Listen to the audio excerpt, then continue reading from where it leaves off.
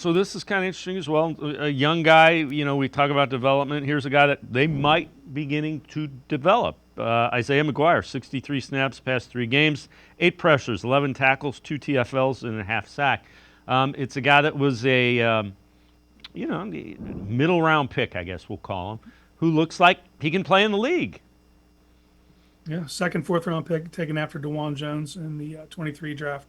And he was kind of afforded a different path because he didn't have to play right away. So he got to develop. So we really didn't know where he stood. We got to see him a little bit in the preseason and it looked good. But then regular season came and the usual suspects are getting in. They'd sprinkle him in. But now that he's seen an uptick in play, I think like of all the bright spots, I'm very intrigued with what Isaiah McGuire could be in this defense. So it was good to see him get his shot and do the most with it.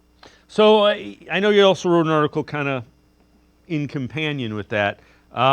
It looks like the Browns might be able to stop trying to find an edge rusher, on the free agent market, if you will, to pair with Myles Garrett. Take us through that.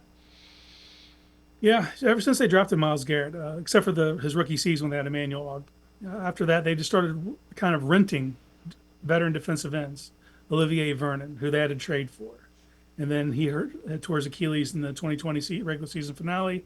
Then the next year they used free agency to go after Jadeveon Clowney, which, if you remember that first season, it was a perfect match as far as his play style to what they do. And then they doubled up and re-signed him the second year. He quickly became disenchanted with his role in the team, and it just kind of fell flat from there. So they go back to the well again. They trade for another player, and they get Zadarius Smith. Kind of the same thing as Clowney. That first season, it went really well. He didn't have crazy sack numbers, but he was getting really good pressure, setting the edge and really being a good complement to what Myles does. But this whole time they've been wanting to get out of the rental business and actually develop their own homegrown talent on that side of the ball to give him a running mate. So in 2022 they draft Alex Wright, very raw prospect. But when you talk about they have a type, he's the type. 6'6", 270, like he's exactly what they're looking for. But we knew he needed to be developed. Well, he didn't get that opportunity because of injuries and circumstance. He ended up on the field as a rookie and not looking too good. So it kind of left a negative impression with people. But you saw him in the last 2 seasons when he got opportunities, he looked like he belonged.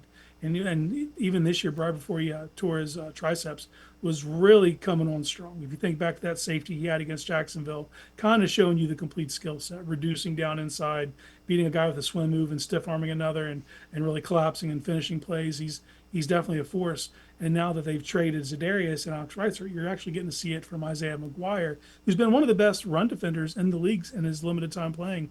And he provides pressure, and he's that same 6'5", 271. Like he's definitely a physical presence out there.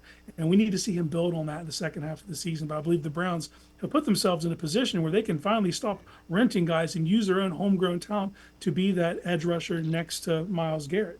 We can think back to like Anthony Pleasant and Rob Burnett, what it meant to have those bookends.